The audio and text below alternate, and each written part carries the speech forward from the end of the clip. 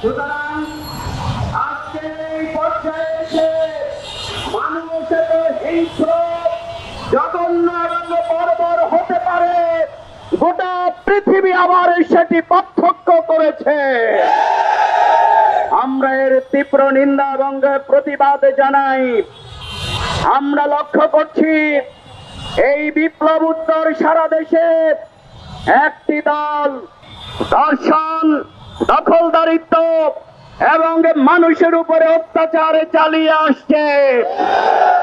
আমরা বলতে চাই, এদেশের মানুষ কিন্তু আপনাদেরকে ক্ষমতায় বসায় নাই। আওয়ামী লীগ কিন্তু নিজেদেরকে ক্ষমতায় জনগণের ভোট ছাড়াই অধিষ্ঠিত মনে করেছে বলে জনগণ আওয়ামী লীগকে পালিয়ে যেতে বাধ্য করেছে। আপনারা যদি সেই পথ ধরেন, আপনাদের 15 বছর লাগবে না, 15 মাসে কবর রচিত হবে। সংগ্রামী সাথী ও বন্ধুগণ, এই হত্যাকাণ্ড শুধু বাংলাদেশকে আবার বিপ্লব উত্তর গোটা পৃথিবীর সামনে একটি বর্বর এবং অসভ্য জাতির নমুনা পেশ করেছে। আমরা আর কাকে কে বহিষ্কার করলো এটি জানতে চাই না।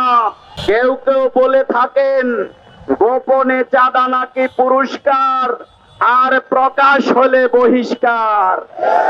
গোটা জাতি সেটিও কিন্তু প্রকাশ করে দেবে। তাহলে আপনারা কিভাবে জাতির সামনে মুখ দেখাবেন? যাদের স্বাক্ষরে বহিষ্কার হয় তারাও কি এই চাঁদা পান কিনা জাতি সেটি জানতে চায়। সুতরাং 28 অক্টোবর লগি বৈঠা দিয়ে মানুষ হত্যা করে লাশের উপরে যেই নৃত্য করেছিল, আমরা আজকে লক্ষ্য করলাম যেই বাংলাদেশে জীবন দিয়েছে সেই বাংলাদেশের মানুষ এই কুলাঙ্গারদের ঘেরাও করতে বাধ্য হবে। সুতরাং পরিণতি বুঝে কিন্তু কাজ করুন। আমরা কিন্তু কোন দলের বিরুদ্ধে নয়, আমরা সন্ত্রাসীদের বিরুদ্ধে, আমরা চাঁদাবাজের বিরুদ্ধে, আমরা দর্শকদের বিরুদ্ধে, আমরা হেলমেট বাহিনীর বিরুদ্ধে, আমরা পাথর বাহিনীর বিরুদ্ধে।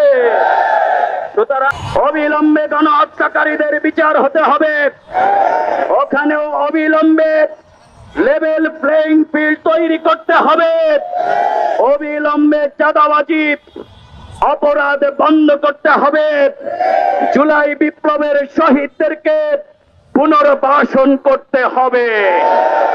এদেশের মানুষ আজকে এই যারা লুণ্ঠনকারী, যারা চাঁদাবাজ, যারা মানুষের উপর অত্যাচার চালায়, এদের বিরুদ্ধে অবস্থান নিয়ে আগামী দিনে সংসদে কোরআনের সমাজ কায়েম করবে।